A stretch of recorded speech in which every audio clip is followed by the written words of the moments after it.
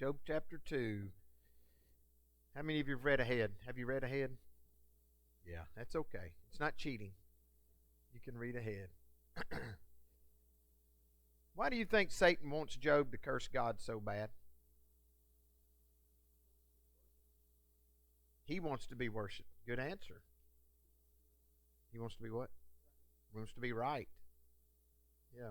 Why do y'all think about it? Of what you know about Satan and being kicked out of heaven. Have you read Ezekiel where he talks about his pride and all this stuff, it describes, but why do you think why does he want him to curse God? It's one thing to come follow me, whatever, but why do you have to curse God? Like it's all me or all him? He wants to put God on the same level? Yeah, because he's scared. Yeah, what does it mean if he's on the same level? That's a good thought process. Yeah. If we were equal to God, there's no fear of what? No fear of judgment. No fear of there's no really rules that are hard, fast rules.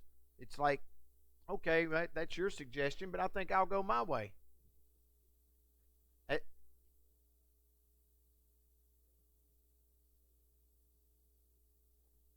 That's and you're going to hear me say something in a minute about that. I think that's a very good point. I mean, just think of the things you know about the enemy. You've been battling against the enemy all your life, right?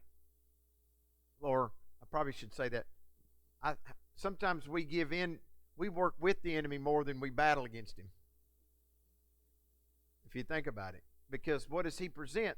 He presents the lust of the flesh, lust of the eyes, and the boastful pride of life. We see that one a lot. So Job is this wonderful man God has described, and he's a picture of Christ. I keep seeing that as you go through here, that Job is a picture of Christ. Jesus, they found no fault in this man. Remember that? When Pilate said, we find no fault in this man. He's the guy in the church that everybody like, man, he's better than all of us kind of guy, And so when you see this wonderful, I think of Mr. Billy Baker. Mr. Billy Baker was a man that I can remember coming on a Wednesday night and just crying, sitting beside him, sitting in the pew beside him and weeping. Not because of what the pastor was saying, but because I felt so guilty and shamed the way I was living my life, and this man sitting beside me. It reminds me of a story there was a man that played golf with Billy Graham one time in a golf match. And so he comes into the locker room after it's over, and he slams his golf clubs up against the locker, throws his shoes across the room. He's having a hissy fit. That's what I grew up hearing it called. And the man said, "What's the matter? Did old Billy preach at you?" He goes, "He didn't say a word."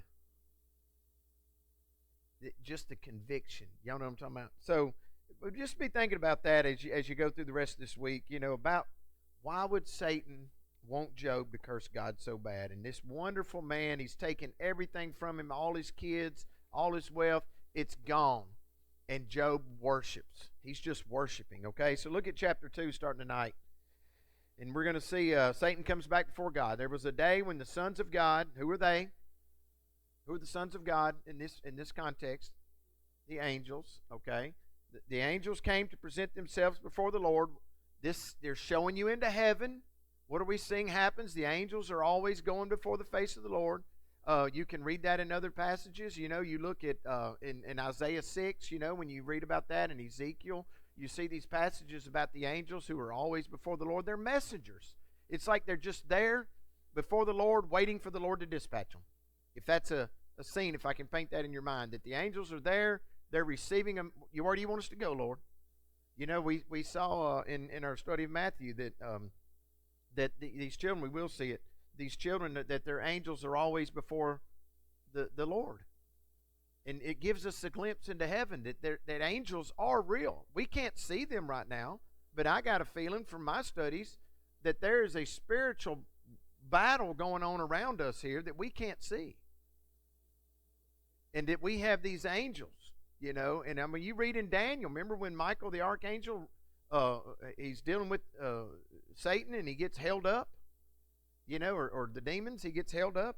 So here comes the angels, present themselves before the Lord. This is a common scene in heaven, and Satan came along also came among them to present himself before the Lord. Now, many people wonder, if Satan got kicked out of heaven, how does he get to go before the Lord? And people, if you start reading online, some people are going to say, well, I don't think he was really in heaven because evil can't go into heaven. Surely God wouldn't let evil come back into heaven. Okay? Well, look at verse 2. The Lord said to Satan, where have you come from? Then Satan answered the Lord and said, from roaming about on the earth and walking around on it. So if Satan's coming before the Lord and he says, where have you been? He says, well, I come from earth. So I'm not sure. I just feel like, okay, somehow God allows Satan to come before him. In Revelation, it says he's before the Lord night and day before the throne of God. What's he doing? Accusing the brethren. That's what he's doing. So Satan's not just done after Job. Y'all know that, right? Like, he wants to destroy every one of you. He wants to destroy your children. He wants to destroy your marriages. He wants to destroy everything he can destroy. That's what he will do. He comes to kill, steal, and destroy. Okay? So I don't think we need to really bog down when you're studying about, well, maybe God just was like, maybe he's on the earth. Because God's omnipotent. He's omnipresent. He can be in all places at all time. You know, he's a spirit being. Maybe this is just on the earth. But Satan actually says that he was on the earth. And I kind of take it that means he's come from the earth. Verse 3, the Lord said to Satan, have you considered my servant Job? For there is no one like him on the earth, a blameless and upright man, fearing God and turning away from evil. And he still, here we go, here's something new. He still holds fast his integrity. That's something you can underline, something you need to ponder on. Integrity. You know what integrity means? You all right? What'd you say? Honesty. What's some other words we could use for, what's that? What am I thinking of when you're thinking of synonyms? Thank you. Some synonyms for integrity. Or if you don't like synonyms, just say other words that are like integrity. What'd you say, Terry? Yeah. What's something else? That's a very good one. Something else that you think of integrity. If you think of a person of integrity, what do you think of? Trustworthy. What's some other words? Truthful? Mm-hmm. Upstanding?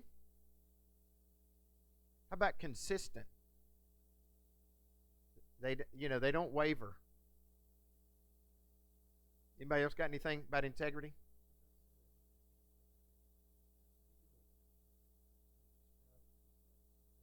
Yeah, good point. Yeah, he's talking about steel is actually described or defined by its integrity. You know, its consistency. That's good. Yeah, I didn't think about that. You're smarter than I thought.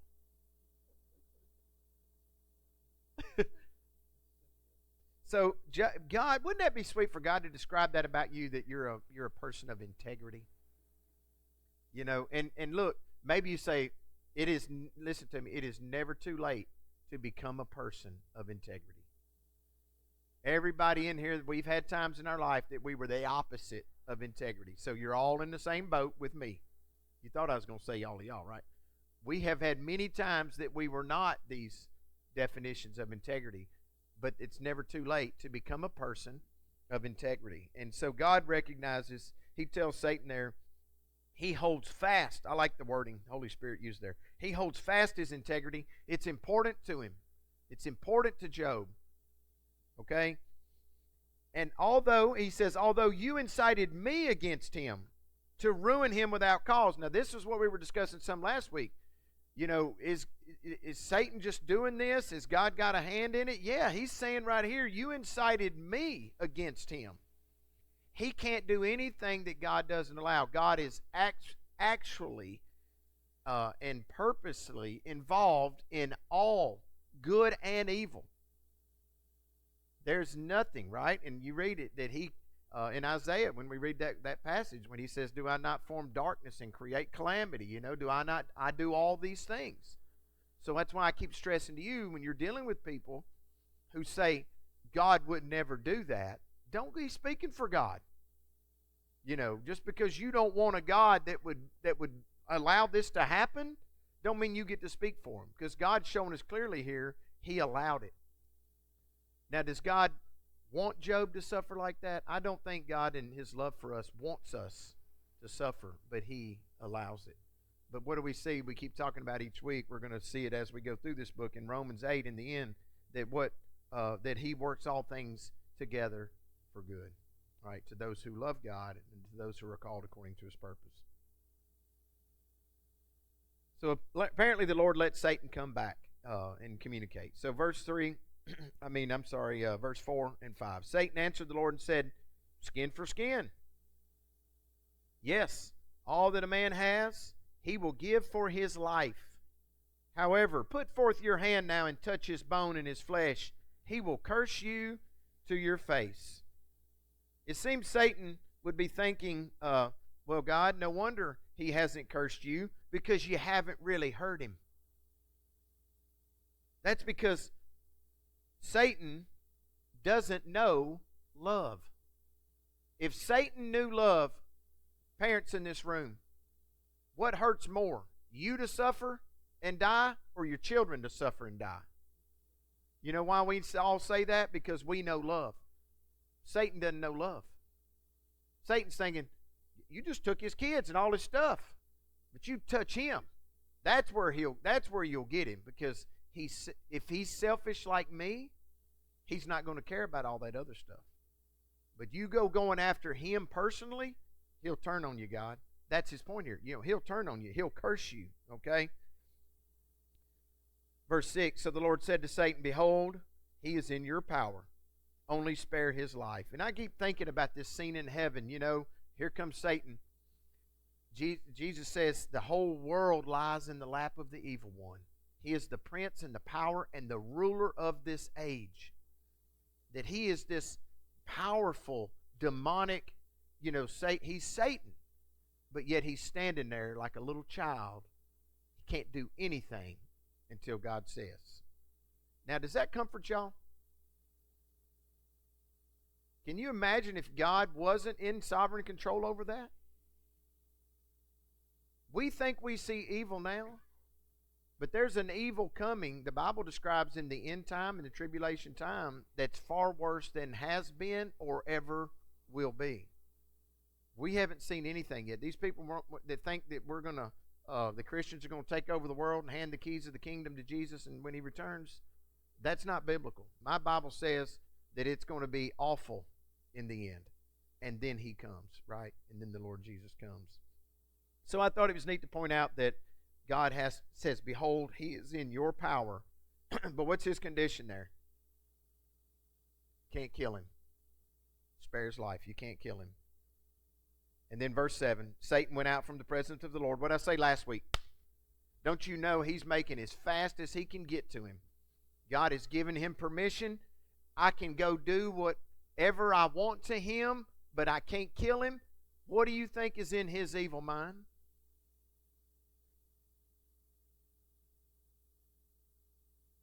And what did he do? He smote Job with sore boils from the sole of his foot to the crown of his head. I think what's on his mind is, I want to administer as much pain to this man as I possibly can without killing him. Now, how does Satan know? Mark, you're a medical guy. How would Satan know at which point he had to stop? He's a PhD in all kinds of medicine, apparently. Medical stuff. He knows what he can do to him that won't kill him. But look what he does from the head of his, where does it say? Sole of his foot to the crown of his head. His whole body with sore, that's hard to say, sore boils. Can you just imagine having that all over your body? Well, what did Job do? Verse 8, and he took a potsherd to scrape himself while he was sitting among the ashes. Can you imagine the boils, just itching and pain and just sitting there just scraping yourself. And you're going to see how bad it is here in a minute. Look at verse 9, though. And then his wife, here comes his wife. We hadn't heard from her. So let's pause for a minute. Job's the wealthiest man in the East. right? Blameless man. Everybody respects Job. Would you think that about his wife? They kind of come as a pair, right? So she's a super wealthy woman. She's got 10 beautiful children that she's close to. We haven't heard from her. Moms, you lost 10 children, everything you got. What state of mind are you in? Crazy? She said it, I didn't, But can you imagine the devastation of this mother? Okay? And now let's look and see what she says. Here's what she said to him. Do you still hold fast your integrity? Now, what does that tell you? That she's, we said earlier, people with integrity, I think they don't give up. I think they're focused. Have you made up your mind that I'm with you, Jesus, till the end? Have you made up your mind? Like, I don't care what happens to me in this life, I'm sticking with Jesus. When you make up your mind and you're there, you're born again, right? And that's it. Your focus is on Christ alone. You don't give up. No matter what comes at you, the trials are going to come, the temptations are going to come, but you keep your eyes on Jesus. I love the old song that what's his name sang, through it all. I've learned to trust in Jesus. I've learned to depend upon His Word, right? I've had many trials and sorrows. And what's the name of it, Miss Midge? Andre Crouch, yeah. Well, he didn't. He had some struggles in the end, but I think he trusted in the Lord, and that's what God's people do. But what has she said? Do you still want to hold fast to that? She's heard him bless God, right? Naked I came into this world, naked I'm going to leave. Right? The Lord gives. What did we say last week? The Lord gives, and the Lord takes away. She's heard all of this, but she's looking at him like, "Are you going to stick with that? He took our babies." And you're going to stick with him? She says, curse God and die. What are we hearing from her heart there? She's give up. I'm done with that. You'll hear people say that. Have you ever heard anybody say that? Angry. I know people today that they're still angry with God. They don't know how not to be angry with God. Now, if they'll get into really some serious biblical counsel, where they're truly seeking who God is, they'll walk out of there thinking, who was I to question God, right? So she tells him, in fact, I thought it was interesting, she's not ever named in the Bible. She doesn't understand why Job don't just give up. But this is what unsaved people will think of us. Unsaved friends and family, that you start talking about Jesus, you start talking about going to church, they're going to think you're foolish. Why would you do that? I mean, if God took if I had all 10 of my children die, I'm not fixing to worship God. I'm not fixing to, why do you go to the church and do the things you do? They think it's foolish. Look on the screen at 1 Corinthians 1:18. These are a couple of nugget verses I wanted to give you. 1 Corinthians 1:18 says, for the word of the cross is foolishness to those who are perishing. Remember that when you're trying to share Jesus with somebody. This person is unsaved, and what do we know about unsaved people? They are enemies of God. They are blinded by Satan. They have no desire to seek for this holy God, to turn from sin, right? But you're presenting this information to them anyway. Why? Because we can't read people's minds. We don't know, like Charles Spurgeon said, we don't know if the person I'm talking to is the elect of God that He's going to draw to him. Well, I don't know that. Charles Spurgeon said, they don't have an E stamped on their back for you to go around and lift their shirt up to see if they're the elect. Oh, preach the gospel to him. He will believe. We don't know that, so we preach the gospel to every creature, to everyone, knowing, right here, the Bible says it's going to be foolishness to them. But to us who are being saved, don't you love when the buts are in there? But to us who are being saved, if you're talking to somebody that God is drawing, that God is saving, how many of you are praying for somebody right now, you feel like they're coming to Christ? I was watching this podcast with Joe Rogan, that Chad Wright guy, the Navy SEAL guy. And he looked at Joe. He said, Joe, I think the Almighty might be calling you. And he kind of paused for a second. Of course, Joe's like, you mean like on the telephone? No, but it's a wonderful 2 hour and 55-minute podcast if you're into that. But the man gives a wonderful testimony, and he's telling Job that when God calls you, he said, Joe, he said, let me explain to you, it's foolishness. Just like I'm giving you here, he goes, all this talk is foolishness. Believing in Jesus, died on the cross, raised from the dead, that's foolishness. Who wants to believe that stuff? He said, the problem is, Joe, we're dead men. We're dead. He said, if you seen a man dead on the floor over there, would you go over to him and say, hey, sir, there's a hospital right down the street. If you'll get up and go down there, they can fix you. How many of you would do that? Why? Because you know that a dead man can't hear you and he can't respond.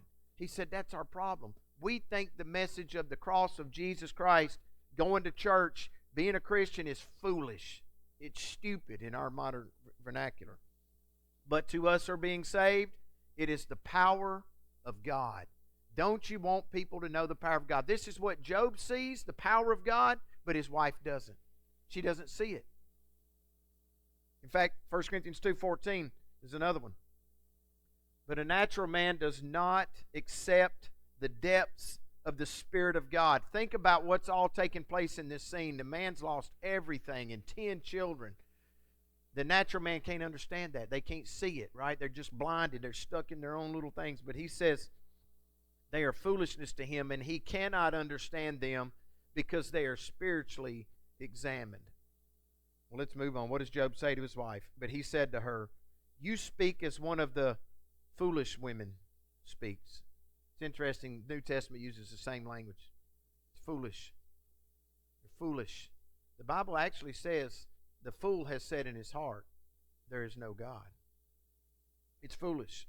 Shall we indeed? And here's a beautiful thing, and y'all underline this last part. This is one we need to put on our refrigerators, because how many of you are going through a trial? How many of you are being tested? How many of you are facing things that you just wonder if God's there? Is He listening? I don't know what to do. I came home Monday night after the first seminary class, 4 hours of class, and I told my wife and some others that I'm just moaning. I'm moaning. God, I'm missing this. I'm missing something. Help me discern. Am I where I'm supposed to be? Because this seems like it's way too much. I don't think I can do this. And I just don't know. I mean, how am I supposed to do the church, handle the church and work and family and I'm doing too much. And then, you just have to cry a little bit. You know what I mean? If you ever do that, you just kind of got to cry a little bit. You got to have a little pity party. And then I start processing. I was telling Kurt yesterday, let me back up a minute. What would Satan want me to do? Satan would want me to quit. Now, if I was going to some real liberal, crazy, woke movement type seminary, he'd be like, he'd open the door, right? He'd have done paved the way, but because I'm going to a good side, and what the purpose of all this is that God is doing here, Satan's going to say no. So if I know Satan's going to say no, then I'm going the other way. And I kind of put my breeches back on and put my work boots on, and y'all know about my work boots, right? And my work gloves. I'm ready to go. Well, here's what Job said to his wife. This is what I want you to underline here. Shall we indeed accept good from God and not accept adversity? Have you ever heard parents who had children who went through really hard things, and you look at them like you feel sorry for them? They're like, don't feel sorry for me. This is the most beautiful thing that ever happened in our life. I think of Jimmy Ramsey's story. I wish he was here tonight. If Jimmy hadn't have fallen off that building, he would have never come to Christ, is what he says. That's his story. It took him, Jimmy's stubborn like me, it took him a few more little things he had to go through, but God eventually, and now Jimmy wouldn't trade anything. Yeah, he struggles with stuff from that. But God used that. And so I think of, what's the lady's name who's paralyzed from the neck down, who was the Olympic diver, Johnny Erickson Tada. She came to First Baptist Church several years ago. Yeah, and what an impactful testimony she has. But that drew her and her husband, just wonderful Christians, through that adversity, through that hard time. And so that's what he tells her. Shall we indeed accept good from God and not accept adversity? In all this, Job did not sin with his lips. Job was steadfast. He didn't give up. He kept trusting God. Reminds me of James 5:10-11.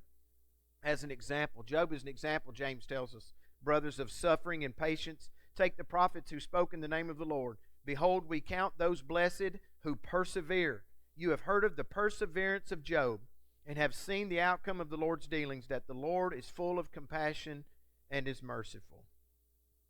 Job persevered. The Bible says we will persevere to the end. Job 2:11. Now when Job's 3 friends heard of all this adversity that had come upon him, they came, each one from his own place. Eliphaz the Temanite, Bildad the Shuhite, and Zophar the Naamathite. They all get named. And they made an appointment together to come to sympathize with him and comfort him. Church, this is what we do. This is what friends do.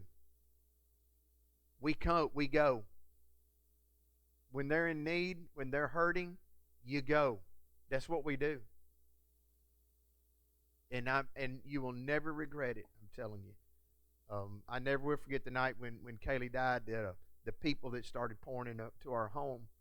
And sometimes I can, as my mind would let me remember, I can see the brokenness in their faces just like in mine. But they, and nobody's saying anything. You know what I mean? Like, I never forget Wade's there, and he never says a word. He never says a word. He just sit there. And he sat there and sat there, I think, till I went to bed. Probably, Destiny probably remembers, I don't know. But so many came, and they just sat there. But that's what Christians do, and I want us to always remember that. When people are hurting, and there's a death in the family or something, and we just go. Someone called years ago and was telling me a story, asking for some prayer. And I got off the phone, and it hits me every now and then, and I just knew the Spirit was telling me, you need to go. Don't just say, I'll pray for you. You need to go. And so I said, do you mind if I think before I got the phone, I said, do you mind if I come? Please, would you? I called Brad Farrell, because it was a woman's house. I called Brad Farrell, and I said, would you go with me? And he said, sure. And I went and got him. We went out to the house, and we sat down and counseled, and it was a beautiful time. But that's just what we do. We have to go. Okay? It means a lot to people. Verse 12. When they lifted up their eyes at a distance and did not recognize him, they raised their voices and wept. And each of them tore his robe, and they threw dust over their heads toward the sky. Now why? Why did they raise their voices and weep when they saw him? What's Job been sitting there doing? With the piece of pottery and the bowls. Can you imagine what this man would have looked like? They saw him, and these are grown men. To see their friend in that kind of condition, the Bible says they wept. And and looked from a distance, and it says they did not recognize him. When I told you earlier that when Satan comes to destroy, he's going to do as much as he possibly can, as much as God will allow. There is no mercy with Satan. That's why we want to tell people, like, look, we're asking you to come walk with Christ, and you think you're giving up a lot. But do you realize what walking with him is going to get you? That's what he'll do to you. And it ain't just Satan. Anybody in Satan's realm, we always talk about the party life. Remember the prodigal son story? They love you when the money's flowing. But when the money runs out and there's no more party, how close are those friends? I used to see it in downtown Nashville all the time. They think this is the greatest thing in the world, to stand in this line to get into that club and do all of that. And then, of course, I'm the one taking the rape report at 4 a.m. in the back parking lot. And all the stories I could tell you. That's what Satan will lead you to. That's exactly what he wants: to steal, kill, and destroy. I think this lesson is a whole lot more, not just about what Job and his integrity, but it's also what Satan will do. It's a reminder that he is a roaring lion. As I said last week, Peter wrote, he's a roaring lion seeking whom he can devour.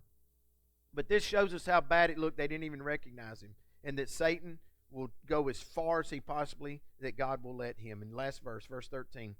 Then they sat down on the ground with him. And watch this, church. for 7 days and 7 nights, with no one speaking a word to him, for they saw that his pain was very great. Now, this is very impactful for me as I look at that. I tend to say more than I should. I know y'all don't have that problem. I'm just kind of confessing a weakness here. But have you ever found yourself there? And you find, like, but what's the lesson here? What did they do? What could they say? You know, it's like going to Martin today. You know, the man's in shock. You know, what can you really say? You know, and the things I've learned, and so many people over the years, I'll never forget a guy. I was standing in a funeral line when I was at a police officer's funeral, and there, you know, it's just hundreds of us there, and we're in this line to go by and pay our respects. And this man had 2 small children, you know, that he had left behind. And the guy behind me, who he's an atheist, I never could get him to believe, you know, he's an atheist, but he kind of tugs me on the shoulder there, and he goes, "Man, what do you say? What are you going to say?" Because he didn't know what to say. And let's be honest tonight. How many of you struggle if you're going to a funeral or you're dealing, somebody comes to church, you know, they just lost someone. Do you struggle? I don't know what to say. And guess what? That's okay. I think that's what I'm learning here. It's okay. But guess what is most important? The presence, right? The presence. They were with him for 7 days and 7 nights. When you got friends, family that's in crisis, they need your presence. They need your companionship. They just need to know that you care enough to be there. And what do we do here as a church family? We send a meal. Miss Vicki, you hadn't been that long ago. Did the meals mean something? You know, some of you here that yeah. I mean, you got all your mind focused over here on this other thing, right? On Dave and all this. But then you see this coming in. It's like Job. What do you think Job's sitting there scraping himself thinking of? I don't think he was thinking, well, here comes my buddies. Come on in, boys. You know, it wasn't like he's locked in, and they just sat with him. And it really impacted me. I don't think I could sit with somebody for 7 days and 7 nights. But I think we need to follow up with people because, you know, a lot of people don't want you sitting with them 7 days and 7 nights. You know what I mean?